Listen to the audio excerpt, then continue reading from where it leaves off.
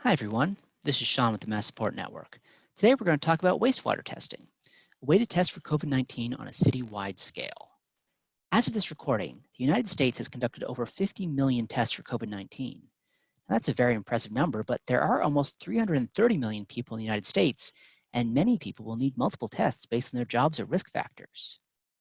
The way we test currently takes both a lot of time and money, and it requires an army of healthcare workers and technicians to administer and evaluate the tests.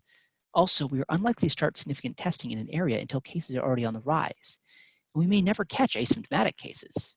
There is an alternate form of testing we can use to get around these issues, however.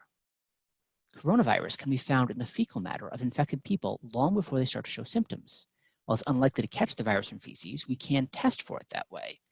Testing from a stool sample is, of course, impractical, but we don't have to do it like that. If you are connected to a sewer, and 80% of Americans are, everything you flush will head to a wastewater treatment plant. We can test the sewage coming into the treatment facility for coronavirus. While this won't tell us if any individual person is infected, it can tell us a lot about how much infection is in that community. We normally only find out about outbreaks when they happen, as hundreds or even thousands of new cases start appearing in conventional testing. Studies have shown that wastewater testing can predict outbreaks 1 week to 2 weeks ahead of time. This has huge implications for public health. If we could predict an outbreak before it happens, we could implement safety measures before it's too late.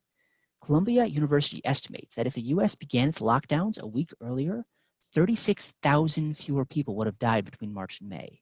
2 weeks could have saved 54,000 lives. We could also do this on a smaller scale and test the wastewater for a single institution, such as a long-term care facility, a college, or a prison.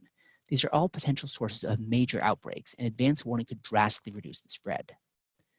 Wastewater treatment is not a replacement for conventional testing, but it can help us target that testing in the most effective way.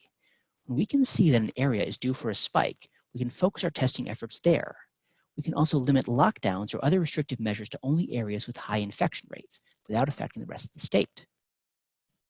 You can find more from the MassSupport Network on our website or on social media. Remember, wear your mask, wash your hands, and we'll be here if you need us. Stay safe.